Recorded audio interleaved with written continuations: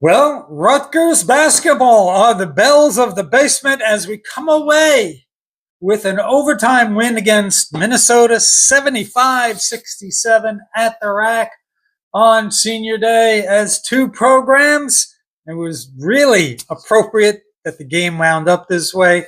I've said this would, a couple games back, as we finish this season, this would be a really close game by two teams that are very similar, and not necessarily because the game was going to be played well. They are who they are, and they both showed why they are both in the bottom third of the Big Ten Conference. Nonetheless, even though it was senior day, it was freshman Dylan Harper who had a big day, sort of. He led with 22 points. Although his shooting, the first part of the game, was not great. He was not having a good shooting night. Dylan Grant was, and he's making some headway. We'll get to that in a second.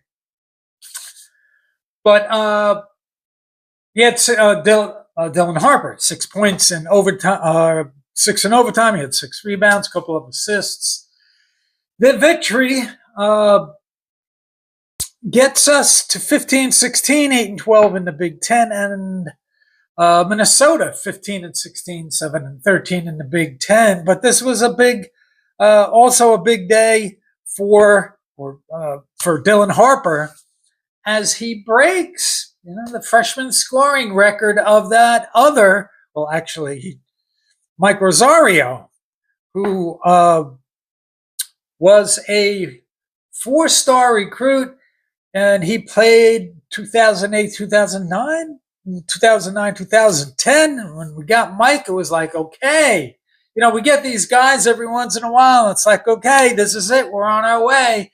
That's why this year with Ace and Dylan and the excitement around that, I kind of tempered my expectations because even though Mike Rosario wasn't a 5-star, he's a 4-star. He was a big get coming out of St. Anthony's and in Jersey City and the Hurley dynasty.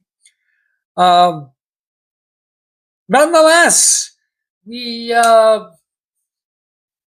tiebreakers give Minnesota, we're the 11th seed. Minnesota gets the 12th seed, followed by Northwestern, USC, and Iowa. Nebraska, the 5th, 7, and 13 team in conference, odd man out. They miss out on a tournament.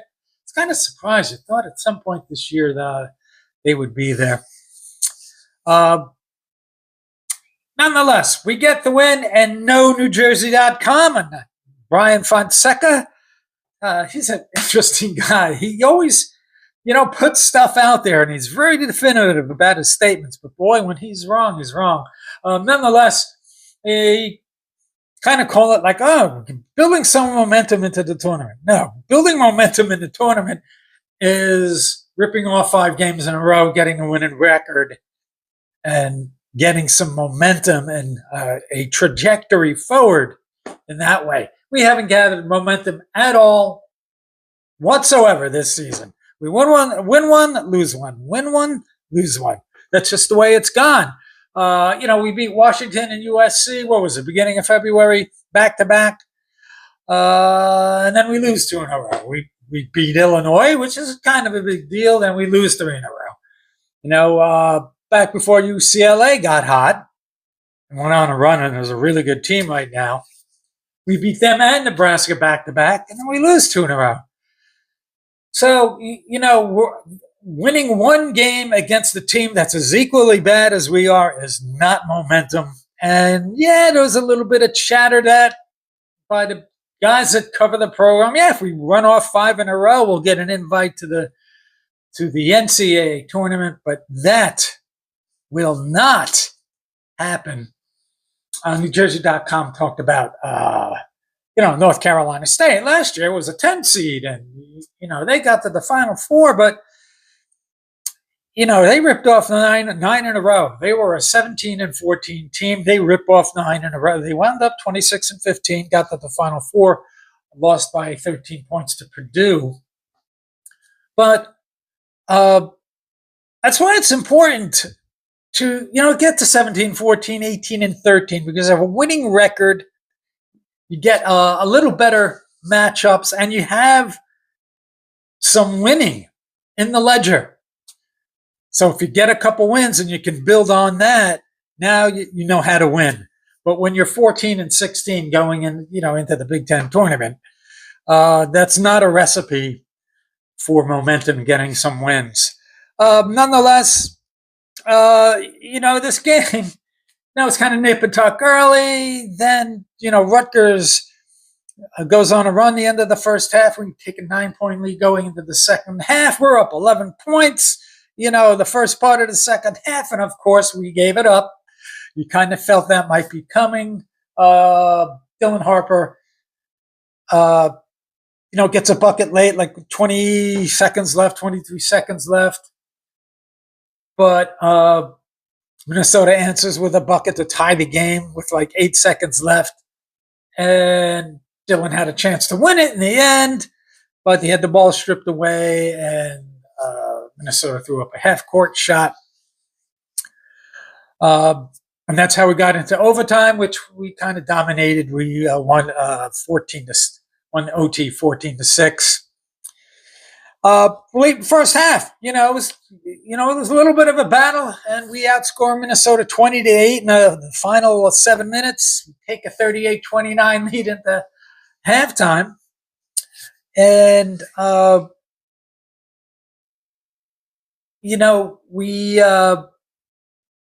you're thinking, okay, this is Minnesota. They're not a great team. Maybe we should just put this away and head into the tournament knowing how to win against at least our peer teams. But that wasn't the case, and you kind of had a little bit of a sense that might happen. Rutgers.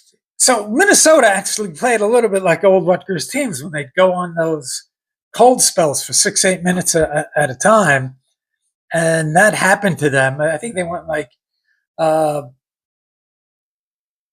8 minutes maybe without scoring, or just they made 2 shots out of its last 12 in the first half. Nonetheless, we get the 9-point lead. But then Rutgers in the second half, Minnesota gets back in it. They get a 10-0 run. I think they overall they had like a 16-4 run going on, and they took the lead 49-46. It's like 8-9 minutes left in the game. And we missed like 12 of 16 shots, and Minnesota climbed back in it. No, I don't think any of us were shocked about that. But the last, couple minutes, was nip and tuck, back and forth. And then that tie at the end of the game, and then going into overtime. So as the number 11 seed, at least we draw a game that we could win, and that will be against 14th seed USC in the opening round of the Big Ten tournament at Butler Fieldhouse, as known in Hoosiers, but its real name is Gainbridge Fieldhouse in Indianapolis. So that's going to be a 9 p.m. game, and we, the game. I don't know what this is with Peacock. Like, I don't know why Peacock's a thing, but Peacock will be broadcasting the the game. Let's go through some of the numbers. Boy, we're fortunate. Minnesota's one of the worst shooting teams in the Big Ten, and they showed it against us, and still we kind of struggled. They were Minnesota 2 for 16 from 3-point range. And 13 for 23 from the foul line. That's just not good. Neither team shot particularly well. We shot around 42%. Minnesota just under 41%. 3-pointers, both teams abysmal. Minnesota, as I said, was 2 for 16. That's like 12.5% shooting from 3-point range. Rutgers not much better. 4 for 17 from 3-point range, 23%. Free throws, both teams bad. Minnesota shooting 13 for 23, 56%. Boy, you got to hit. It's free money, man. Just make those free throws. Rutgers 15 for 23 and 65%. No worries, though. Lathan once again hit all of his free throws. So we have a secret weapon. Just get him to the line. Of course, we're out rebounded 45-38, but we got the win, and we're outsisted again, but we got the win. We did have more points off turnovers, 12 points to 3, and slightly better shooting, both from the foul line and from the field, so that would kind of put us over the top for the two most mediocre teams to get into the tournament. Dylan led 22-6-2, and he surpasses Mike Rosario, who scored 517 points during the 2008-2009 season. On the Fred Hill, he averaged like 16-plus points a game his freshman and sophomore year. But the team, they were 11-21 Mike Rosario's first year, and then they got the 15-17. So Mike said, peaced out, and he's like, I'm going to Florida. Kind of underwhelmed there, and then went to go play ball overseas. Nonetheless, we went small ball tonight. Our starters, it's us. We broke out our small lineup. Dylan Grant got off to a good start. He was a hot shooter in the first half. He wound up with 12.6 rebounds, 5 for 5 shooting. He's 6'7". We got Ace. What is he? 6'10", and then Zach Martini. So, what is Zach? Like 6'9", 6'8", 6'9". But Ace, not a good night. He 6 points, 3 for 11 from the field, 0 for 3 from 3, and was in foul trouble, and that kind of limited his minutes in the second half. He did have 9 rebounds, so at least he was productive in some way, shape, or form. Zach Martini, 6 points, 1 rebound, 1 assist. Jay Will, 8 points, 2 rebounds, and an assist. Lathan, off the bench. He played 14 minutes and 8 points, 2 rebounds, and assists. Yes, 4 for 4 from the free throw line.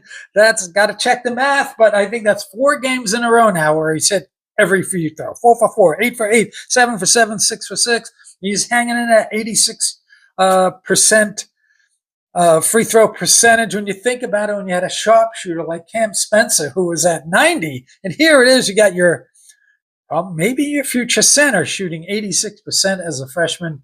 That's good stuff. For the second game in a row, Jordan Durkak is out of witness protection. He puts in 22 minutes. 8 points and 4 rebounds, and a couple big free throws with about a minute left to give us 59-58 lead, so good on him. Tyson Acuff, 3 points, 2 rebounds, and an assist, 1 for 6 from the field. And J-Mike, 2 points in 10 minutes. So that wraps up our regular basketball season. I'm going to keep saying it. Yes, it was a disappointing season. What's the short-term goal now? What can you build on? You go 2-1 in the tournament, and that gets you to 17-17. And on paper, it's 500, and you won a couple Big Ten tournament games. Okay, maybe it's something. Nothing changes the fact that it was a vastly disappointing season, but at least you could say, well, they fought back a little bit at the end and won 3 out of the past 4 games. So here are the matchups at Butler Fieldhouse, and it's number 13 Northwestern versus number 12 Minnesota. The winner of that game goes on to face Wisconsin. Not going to be easy. Number 15 Iowa. Strange that they're at number 15, but they had a way with us. Versus number 10 Ohio State. By the way, these games are all on Peacock. And then the winner of that game goes to Illinois. And of course, it's number 14 USC versus number 11 Rutgers at 9 p.m. And the winner of that game goes on to Purdue. I don't think any of the winners of these games is going to have an easy go of it. There's no looking. Well, Iowa, Illinois, maybe, but who knows? So that's the deal on Rutgers regular season, basketball season, and what lies ahead in the tournament. On to wrestling. Been looking forward to wrestling, and as the number 11 program in the country right now, they're carrying the water for Rutgers athletics. Kind of an underwhelming tournament. This is not the team where there was, this was a promising season. We didn't have Nick Soriano and Anthony Ashnault, but it was thought that we had a lot of guys that could, place fairly well and place highly. I think we've come up short of expectations. We do send 5 guys to the automatic berth at the NCAA tournament in Philly at Wells Fargo Center, in case anybody drives down there, March 20th to 22nd. And we have the decent possibility to get 3 more at-large berths. That'll be announced this coming Tuesday by the NCAA Wrestling Committee. Automatic berths were Dean Peterson at 125, Bill Vinchava, who was returning national 7th place finish last year. Joey Olivari at 141. He was a qualifier a couple years ago. Andrew Clark at 149, qualified last year. They all finished 6th. They all lost their 5th place matches. Redshirt freshman Shane Cartagena Walsh finished 8th, but he had a medically forfeit out of the tournament. He was awarded a victory after he got slammed in a second round wrestle back. And then returning 7th place finisher, heavyweight Yara Slavkowski. He also had a medically forfeit out of the tournament after a defeat to Michigan's Joshua Henselman. And then we have Jackson Turley at 174. He finished in 2021 at 8th place. And then Conor Herrera. This was, I want to say he was a 4-time regional champ, maybe 3-time state champ in Pennsylvania. I thought we might see some big things out of him this year. But he has an opportunity to get an at-large berth. And so,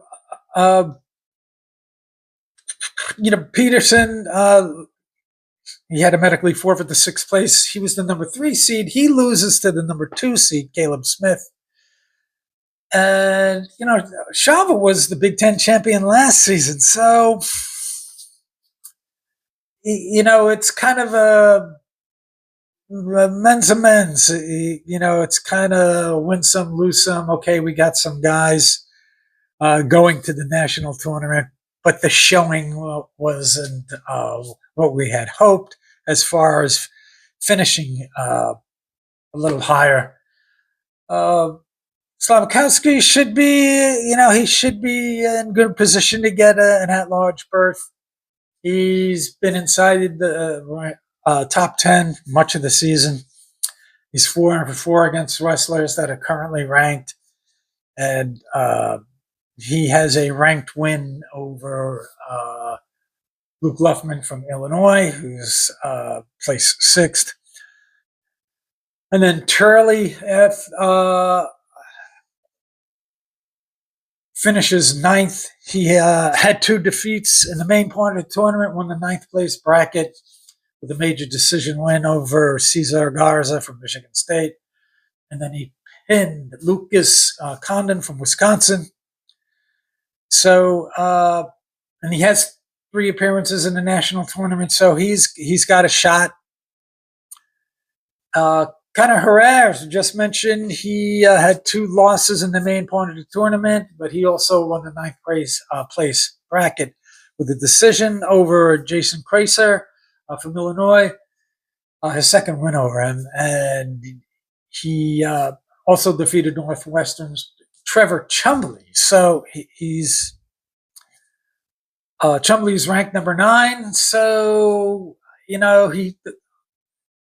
Herrera's got a shot, but he's only 3-7 against ranked wrestlers. So, and he's been ranked for the second latter half of the season. So we'll see what happens with the wrestling teams. It's off to Indiana and it's off to Philly this week, and another frankly underwhelming season for Rutgers athletics. Boy, when are we just going to be that university in the New York, Philly marketplace that can just get some shine? Right? I mean, we have good athletes around here. We're in between two major marketplaces in New York and Philly. You should be able to attract top students, top athletes. I'm not saying we got to be Stanford, although that would be nice. Well, Stanford's good in all the other sports. Occasionally they're good in basketball, football. They had some moments, especially in the Jim Harbaugh. But let's make a run. Somebody, one of the sports has to do something. Somebody's got to carry the water for Rutgers, and it can't be an Olympic sport, although it would be great. Remember the controversy years ago about defunding the Olympic sports? We should have all the Olympic sports. They definitely add to the overall well-rounded experience of an elite university. Both academically and athletically. So I think it's good to have all those sports. But the big guys are football and basketball. So we keep waiting. We'll see what happens the coming year, especially with Dylan and Ace most likely playing their last game at home. And it's going to be interesting. There's going to be a lot of stuff to talk about. There's going to be a lot of worry and analysis and reporting on Rutgers transfer portal, transfer pickups, and Steve Peichel is going to be on it. He probably won't be on the hot seat with the university. But as far as all of us are concerned, we're going to be watching him, and he's going to come under a lot of criticism for us because we have scoring we have to replace. We need a rim protector. We're going to need some wing defenders. We're going to need shooters. This is a big season for him. Not sure what the athletic director process, where they're at right now, but it's going to be an interesting offseason, at least from an observation standpoint. Keeping track of all this stuff and watching the news is going to be fascinating. Sometimes that's more fun than the actual start of the season. And it's not just because we had a losing season. Nonetheless, it is, speaking of things that are more fun, your teams stink when you look forward to the NFL draft every year. And I've done about 50 mocks every way to Sunday so far this year, playing with different scenarios. Nonetheless, it's a legal tampering week this week, and NFL free agency. I'm just tired of all the alleged trade rumors that pass for news. I'm tired of all the clickbait on YouTube over big trade here, big trade there, and it's just sports writers speculating on what could happen. They don't really have any information. I'm just so tired of that. I want to see actual movement or actual comments and responses by the athletes of the teams themselves. Nonetheless, that should be fun. And that's what we got to look forward to. So everybody enjoy your week. I think the weather's going to warm up a little bit. Well, it's going to be a crazy couple of weeks. We get up to 60s, then it's come back down to 40s.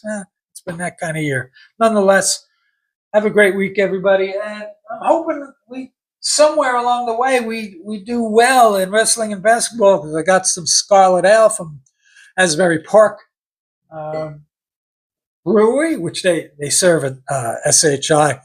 Need a reason to crack that open. Nonetheless, have a great week, and we'll see you the next time.